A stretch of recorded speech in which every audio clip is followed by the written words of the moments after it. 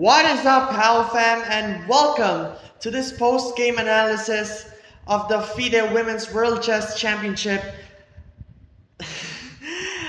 between the Women's World Champion Ju Wenjun and the Challenger Tan Zhongyi. My name is Paul Emmanuel Abradas, aka Paul Pao, and I'm with my good friend Jules once again. If you can remember, he was the one that joins me from the selected games of the World Chess Championship back in November and December.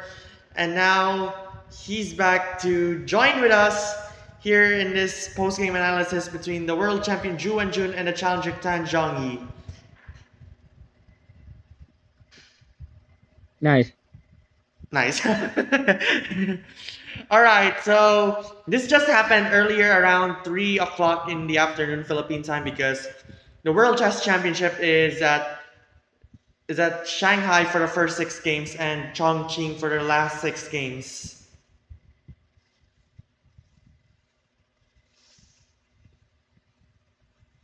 I don't know if you can hear me. Can you? Yeah, I can. Okay. So let's begin. So how did this game go? So the game begins with e4 and then c5 by Tan Zhongyi.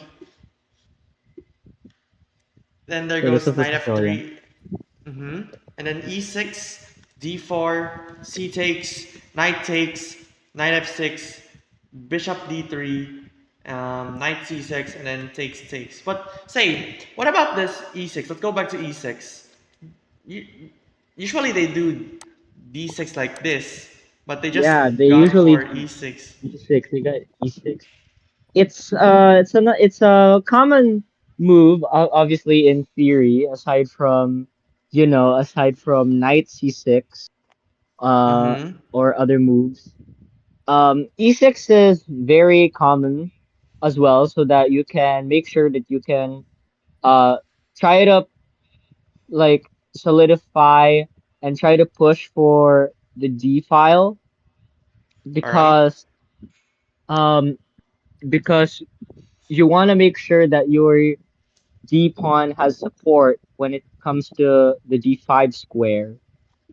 Like And this. so yeah, and so when that happens, and then if an exchange happens, the C and D files are still together and living in harmony. So E6 is a very common move. That's why. That's that's good to that's a good point. So of course, if I would have been me, I would have gone d4, just like what Ju and Jun did. Yeah. Let me see the take. So it's the open Sicilian, and then they take it, and then knight f6, bishop c5, knight c6, and then they take it back, and then bishop f4, and then d5, So we see the bishop pairs in action. And yep, then yeah, there it is. There it is. and then You d5, have yeah, you see the bishop pairs and then you have d5. knight So yeah, d2. that's what I'm talking about. And yeah, you go knight d2, you go a little bit passive with the knights because if it were go to c3, if the knight were to go to c3, it would be a pretty common move for others to Mm-hmm. go d4, which would attack the So knight. it's It gonna would be a push pawn right very, here. very annoying move. Yeah. So All going right. passive is the way to go. So knight d2 was the good move because it's just a waste of a move. Like let's just say knight c3, knight You're gonna have e2, to like go that. back. It's really Exactly. annoying. Indeed. So it's a good choice for the women's world champion Ju Wenjun to go knight d2, and then next move was g6. Then there goes bishop Okay, so g5. g6, yeah. So So it's obviously the idea here is to well, try to pin the knight to the queen. mhm. Um g6, the idea was obviously the fianchetto, but because of the diagonal structure of the pawns right now, it's very easy to disrupt this. But h6 is a very good move to try to annoy that bishop, which is exactly what happens. Okay, Kuya Mhm. Paul? Yep. So after h6, it goes bishop h4 as expected because they really doesn't. Everybody just like us really doesn't want to go take it immediately. So yeah, bishop h4. But then I believe that there's like somewhere like this is like the G file is about like Yeah. expose or something. Yep. Okay. Let's move on. Bishop h4, bishop e7, and then Ju Wenjun castled, and then a5, and then queen e2 A5, castles obviously, again. it would. Yeah. So yeah, a5. A5, you wanna start some movement on the queen side, but yeah, you see Queen E2 just removing some pieces to connect the rook. I mean, moving some pieces just to connect the rooks and C cast. All right. All right. Let's move on.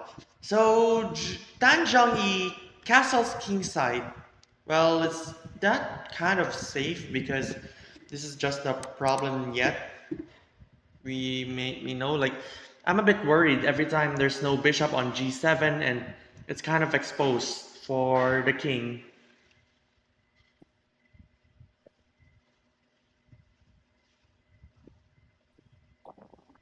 Yeah, because there's a lot of empty space there, so it's possible for white's pieces to find a way to attack that king.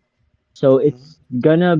it's a risk to take, and that's the risk that Tan Zhongyi takes in this position. Uh-huh. That's a good point. But wait, where did g6 go? I think g6. Where did? Hold up. I'm a bit confused. Knight of g6. Oh, g6 on the eighth move. Okay. Yeah, I do not understand. G6 and then he doesn't go bishop. Yeah. But anyway, let's move on. Rook a d1, knight to d7, and then they takes it, and then c4, knight e5 takes, knight takes, and then queen takes, c takes, queen e3, and then queen g5. There's so much exchanges in here, but normally just like takes, and then takes. What's your analysis on this position? What can you say about the what can you say about all the exchanges all of a sudden I just from that bet knight that move back? I bet that this in fact is a rematch from the women's world chess championship from a few years back. I think May of 2018 because there's actually two women's world chess championship which is in May and in November. And I believe that Ju Wenjun and Tan Zhongyi battled back in 2017. So I believe that they just have like let's just say they have already knew their lines and something like that. They just like exchange, and then c4 knight e5. If I would, if you were Ju and June, what have I moved? Like, is it? Are they really wanted to just take a draw? Because it's somewhat like it's definitely really wants like there's only one Lorraine, you know. Yeah. So yep, they just e takes and then knight takes, queen takes, c takes, queen e3. For some, oops, for some reason I don't know why didn't they just go for this immediately. Yeah, Oh, maybe I don't know. I don't know. I don't see what's up with that either, but maybe that has maybe it's because of I don't know, rook f8, which might make the queen move and then maybe there's rook f8 there. Oh, right. Wait. Yeah, right. Don't see that. Yeah, it's the. I see that. Sorry. The bishop goes to b7, and then yeah, the queen has to retreat, and then the rooks are connected, and they become very happy and active. mm-hmm. So the queen. But I think that Ju and Jun didn't like that position. Maybe she just wanted to be a little bit passive aggressive, and so she just moved her queen out of the way. I mean, the Mm-hmm. pawn is still obviously protected. You could take c4 and the knight would just take back. That's good. That's good. That's good point. All right. So after that queen e3, take. There's a take app which mentioned, take app cited that Ju and Jun finds the best move. So, yep, there's it's already a threat of queen to h6, and possibly if threatening mate, like if he goes here, it's gonna go knight and then right there. So it's a nice Yeah. point. A queen steps away from the dangerous diagonal at the same time exploiting Tan Zhongyi's hanging pawn on the king side and the x-ray against her queen. So it's also this one too. So if he takes it, he cannot take it. So if he takes it, he cannot. She cannot take it back because her Tan Zhongyi's queen will be lost.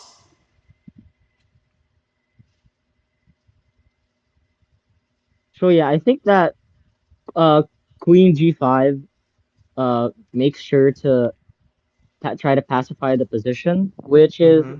you know, it's the move to go, honestly. I mean, if it were something like G5, it would bring even more, like if it were something like pawn to G5 instead of queen G5. I mean, obviously it would still stop it, but there's really too many threats to come here. It's gonna be really Yeah, exactly. spooky. This You diagonal. know, This is the diagonal. yeah, it's a Like, diagonal. It's they're open diagonals. You can't do that. You can't do that. That's uh that's not a principled chess. That's gonna be really scary for you, and your king is not gonna be safe. Your king is really, really exposed, and your queen has not a lot of spaces to go to help that mm-hmm, position. The queen, she mm-hmm. can just go to queen f6 before actually doing something else. So I think that queen g5 instead of pawn g5 is really the move that you really, really need to do. There's nothing else Exactly. that, Because yeah. because exactly like I mean if he takes it if he goes here just like he takes it. Yeah, but And then he takes it the back. problem is, even though like that, if the queen is in that position, that near the king, it's gonna be really, it's gonna be a problem really for the king. Yeah, Mm-hmm. if the queen is in that like that L position with the king, that's gonna be really, really bad. Yeah, Especially if dangerous. it's Like on the, the threat of this as well in threatening the mate right there. yeah. So it's really necessary for Tan Zhongyi to go queen g5, Mm-hmm. which That's is good exactly point. what happened, and then they exchanged queens. Yep, they exchange queens and then they exchange pawns as well and then rook fe1 and then rook b8 and then Ju and Jun saw the threat of Tan Zhongyi of taking the pawn on b2 so Ju and Jun didn't hesitate to go b3 and then g4 knight f1. I think knight f1 can also go for this right here. Yeah, knight f1.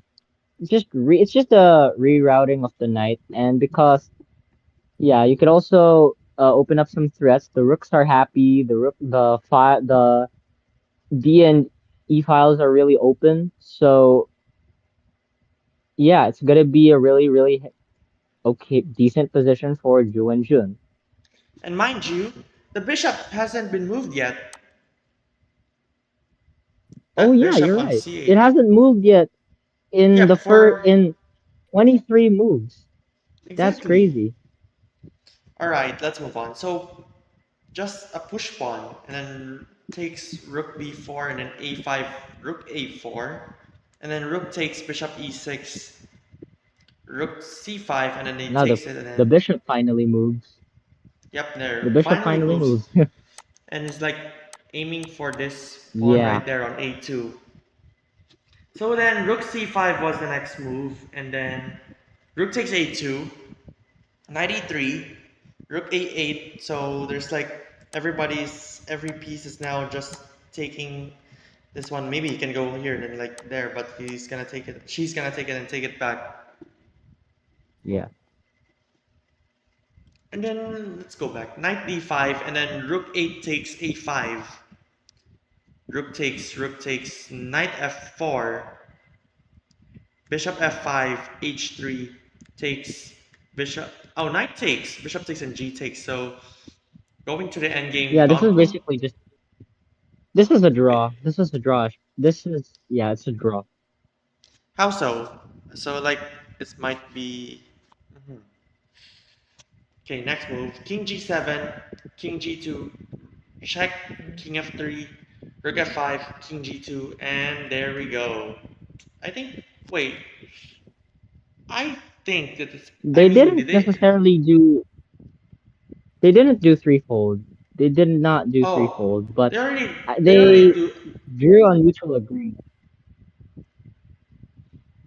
I mean, yeah, they've They done it did. like. Let's see. I mean, they have already draw like this, I and then mean, I believe that putting the king on e4 is just to put. I mean, I believe that they just put the king on the center, just like what the e boards do. Like they're gonna put this one right there as oh, well. I believe. or maybe it's mutual agreement. But either way, drew threefold or not, this is definitely a position where you are most likely to draw. I mean, it's the same amount of material. It's rook and two pawns versus rook and two pawns. It's a dead draw. Yeah, exactly. Okay, so let's see what the conclusion of it from the Take app. And and when Ju Wenjun tried to generate some winning chances in the first game, but Tan Zhongyi's opening preparation and precise middle gameplay was too tough a nut to crack today. So yeah, it's definitely a draw. I oh, So what can you say about this first game of the Women's World Chess Championship? What can you say? it's just like they've begun it on. Oh wait a second. It's not King E4. The Take app mentioned it was King G2 as the last move before the game ends in a Oh, draw. oh, yeah, So yeah, so now it's definitely threefold. Yeah. yeah. And Now to it's answer, threefold. So yeah, and mind you, and there's number two. I realized that no draw agreement will be made after 40 moves after Black's 40th move. oh, Only it's permitted when it's a threefold repetition or a stalemate. oh yeah, right. Yep. Oops. So to conclude this, to answer your question, I believe that it's just the beginning of it, and they're just like let's just say like they're just gathering the energy they need for some of the crucial games like the last 5 games of the Women's World Championship and the tiebreakers. And I believe that they're gonna either of them might score and lead the series at some point, like what would happen I in the think on that the World Chess Championship. I think that the first game just shows how prepared they are, how even matched they are for the first game. Let's see if they're gonna stay even matched, like how we saw Ding Liren and Yan Nepomniachtchi on the Gukesh. last remaining games, Yep. or it's also gonna be a bit even matched as well, like Ding Liren and Gukesh Gukesh. Domaraju. Let's just see Yep. if it's even matched or this is just short-lived um tie for us from the first game. We can always see what's more on the new games to come.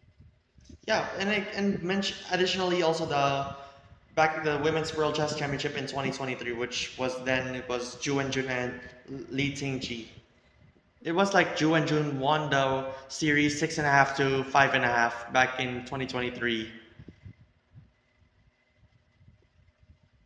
Nice. All right, so that's it for today. Thank you so much for watching, and don't forget to subscribe and follow my Facebook because we're also showing this one on our Facebook, Paul Pow. And do follow all of our socials on Twitch, X, Instagram, and Threads.